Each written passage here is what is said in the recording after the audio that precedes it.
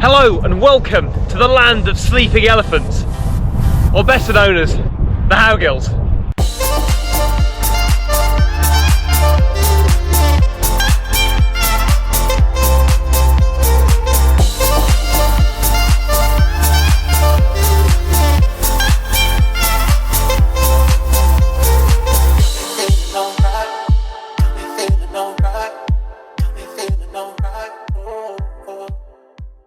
Tonight I'm here in the Howgill Fells in the top corner of the Yorkshire Dales National Park, one of the most extraordinary sort of mini areas of outstanding natural beauty anywhere in the UK. Look at the shape of these things.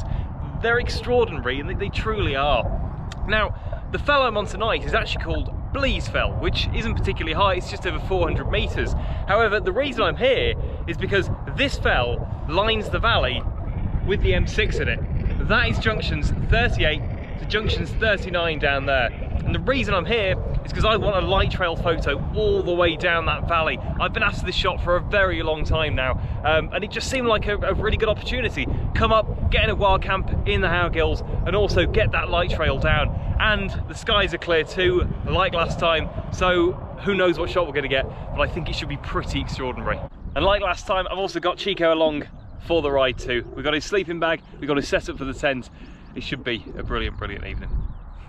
First things first, we're going to set the tent up. So I've got the Van Gogh Soul 100. This is the Experience, which I think was a bit of a celebration model for Van Gogh. Luckily we've got quite a nice flat area, really overlooking the M6. It's not a view that I'm sort of particularly, wowed by any sense. I mean, it's quite a trend at the moment, something called stealth camping, which I'm going to say more of a fad perhaps than a trend, because it's a bit questionable, to be honest. It's people who like to go around and sort of camp outside like a petrol station or behind the back of a sign I've seen. I think someone camped outside McDonald's. It's an interesting way to go about wild camping, let's put it that way, and as I said, I think that's why it's called stealth camping. So yeah, this is about as urban as I'm ever going to get with my wild camps. I can hear the M6 from here. It will quiet down during the night, I'm sure. But as I said, I'm really here for that photo, and it's definitely enough. It's rural enough for me anyway tonight. But yeah, we've got this nice flat area overlooking that valley all the way down to Bowland Forest, right in the distance, and out to sort of Heysham, Morecambe Bay, etc. So we'll get the tent set up and yeah, go from there.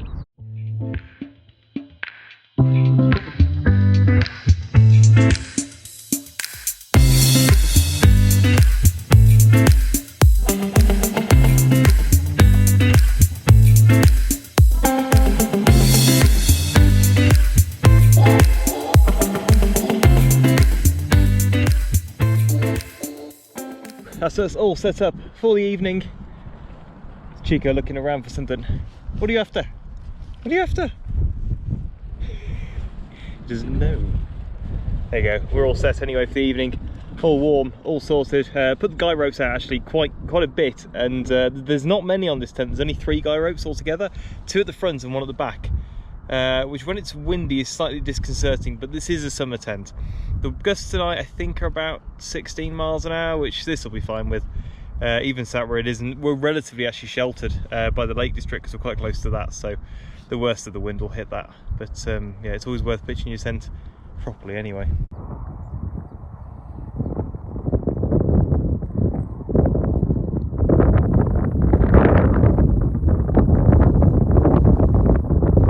One of the things that I do absolutely adore about the Lake District, and I mean there's a few things, don't get me wrong, but I've been put off by it, I think, by how busy it's been this last couple of years, but when you can watch the sunset from somewhere quieter across the Lake District, it's just one of the most beautiful sights that you will see in the northwest, hands down. I've seen sunset in the Lake District from Cross Fell, I've seen it from over on the top of the Dales, I've seen it from the Howgills a couple of times, and it's just so beautiful. But it was Wainwright himself who stood in the very Lake District and looked over at the Howgills and said that they looked like a bunch of sleeping elephants. Those were his words. They looked like a group of sleeping elephants. And maybe they do, maybe they don't. Maybe you disagree with that statement, maybe you agree, but it's always answered a question for me actually. There's an outdoor shop down in Sedbergh called the Sleepy Elephant, and I've often wondered Why on earth has an outdoor shop called itself the Sleepy Elephant? After all, that's not very sort of outdoor and adventurous and active, and that's the reason. Because Wainwright called these Sleepy Elephants, and they named the outdoor shop after it. How brilliant is that? So if you're in Sedbergh, I've never been into the outdoor shop, so I don't actually know if it's any good or not, but I probably will now know the meaning of it. If you do go into Sedbergh, look out for the Sleepy Elephant, because it looks like a cracking outdoor shop, and now you know why it's called that too. I decided to try my hand at a bit of sunset photography, but sadly to not much avail, to be honest. It's not something I've ever been brilliant at, so I decided to move the camera and basically set up for the evening, but some of the shots down the valley were just unreal.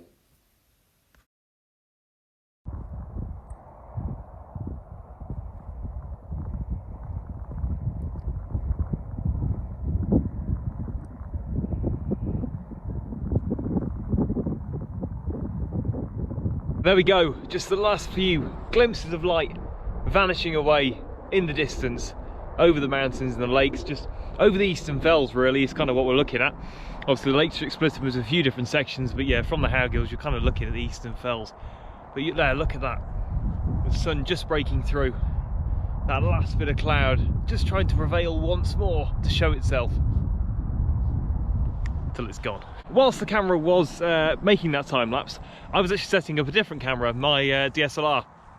So this is the position I'm going with for now. It's a shot straight down the valley that should include the tent. We're going to try and light the tent up slightly and see what we can get on a long exposure.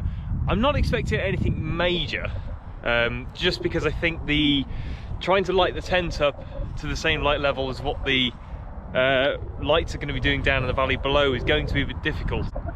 The other issue I've got is those lights down in the valley aren't actually very bright, because I'm looking at them from here, and because they're quite distant and because there's a few of them, they are going to be difficult to pick up. So I think what we're going to do probably is later on in the evening move the camera to probably about here, get a little bit closer, probably focus in as well, zoom in a little bit, use that lens and just try and capture that light trail through the valley, because it's going to be a shame if I can't get it, because it's an extraordinary photo waiting to be had. However, that's the biggest issue I've got, is not enough traffic, not enough light down in the valley.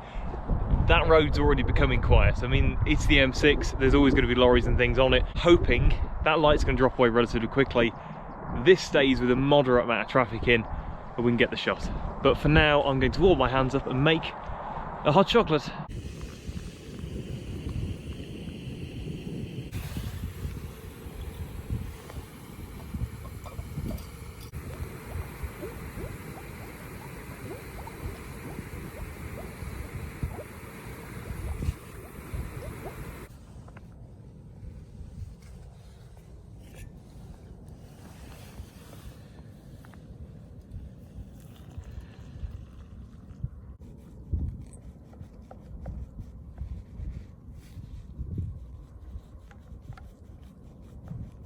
Seems to be my latest thing, that is just forgetting, you know, any means of cutlery. No matter how simple, whether it's, you know, a teaspoon to stir your hot chocolate, whether it's a bigger spoon or a fork to eat your boil in the bag meal, I just can't seem to remember any cutlery.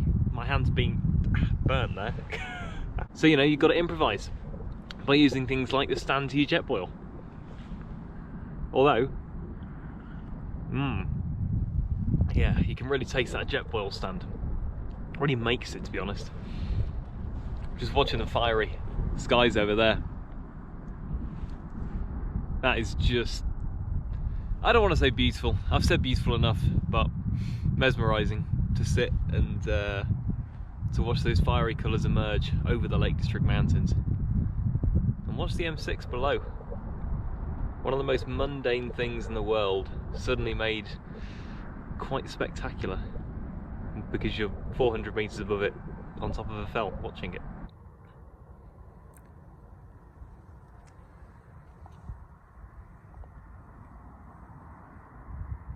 So at the moment I'm just trying to figure out when it's going to be quite dark enough to get the photo. Now, unlike normal, I'm not actually going to wait until it's pitch black, because that's normally what I'd do.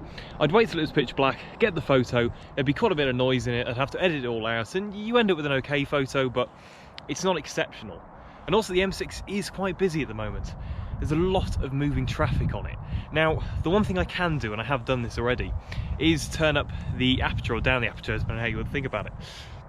What that does is allows less light into the lens, and it means I can leave it on a longer exposure at this time of day. So normally, if you were to leave it on a long exposure without changing the aperture, you'd end up with the photo entirely blown out and it'd be really bright. However, if I can make it so the light's limited, they can get into the camera, I should be able to shoot within the next 20 minutes, half an hour. It's kind of what I'm hoping anyway. I think if I wait till it's going to be dark, I don't think there's going to be enough traffic down there. So we're going to go with that. So you can sort of see what we're looking at. If I put it into live view, gives you a good idea. So we've got the tent framed up, and then we've got the M6 down in the middle. And we're just meshing with all those settings, just trying to get that perfect shot down the valley. So I gave it a go with the tent in, and not too much avail really.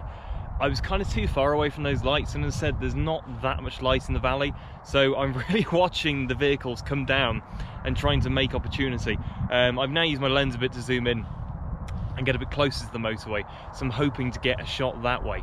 But we'll see what we end up with. I'm going to mess around for a very long time, I think, as the sun sets, and I might even go for some star photos tonight across the lakes, just because I kind of might as well while I'm here. But I will catch up with you in a bit, I think.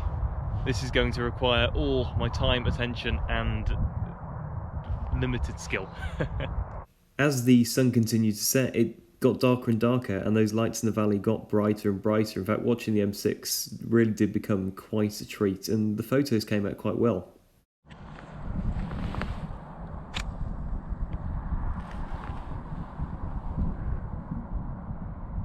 There we go, so I've managed to grab the few photos that I wanted anyway. It really has started to dip dark now, and it's started to get very cold too. Last time I was out wild camping, I stayed out a bit too long taking photos and got very cold very quickly. So I'm quite pleased with what I've got tonight, so I'm going to leave it there and yeah, get us to bed, to be honest. What a beautiful place to go to sleep in, and I'm sure the views in the morning are going to be absolutely extraordinary. I'll pop the photos that I took in the last couple of hours up overnight as a bit of a slideshow, and I will see you in the morning.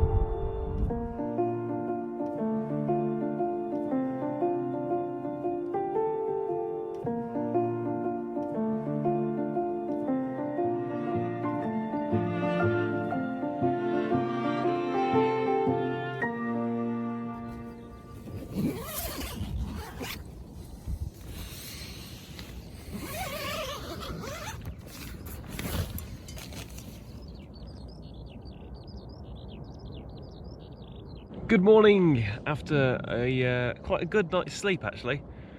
I always sleep quite well in my down sleeping bag, but yeah, that was really, really nice. I'm sort of lying on top of Chico here, who had a good night's sleep too. But that view down ahead, to open the tent door, that's pretty special actually. What a brilliant night, and yeah, what a cool view.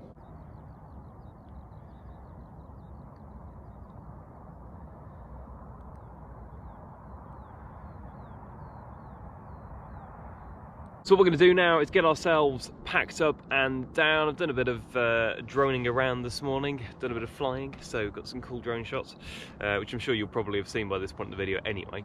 But yeah, we're going to pack up, get down. It's about 6:30 now, so if we can be back at the car for, I don't know, 7:30, something like that, and go get some breakfast and yeah, get on with the day.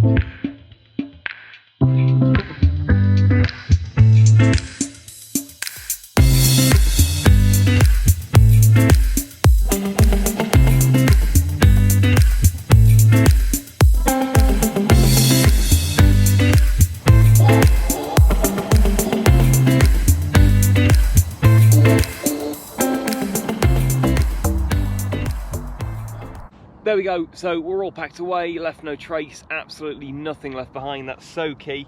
And we don't want to leave Chico behind, do we?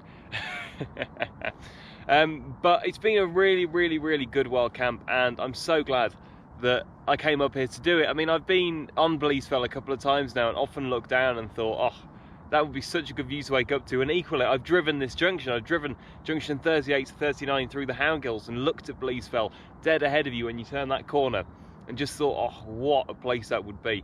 So I'm just so pleased that I came, ticks it off, I've done it. I can now drive up the M6 each time and think, I've been on top of that fell, or camped on top of that fell rather. So yeah, I'll be pretty pleased on all my journeys at the M6 and might lighten them up slightly anyway. I hope you've enjoyed today's wild camping video above the M6. If you have, please do like and subscribe. I'm trying to get out once a week at the moment, make these videos, and I'm really having an absolute ball of a time and just absolutely love making them. So if you love watching them, like, subscribe, share, do whatever you want, and I'll see you in the next video.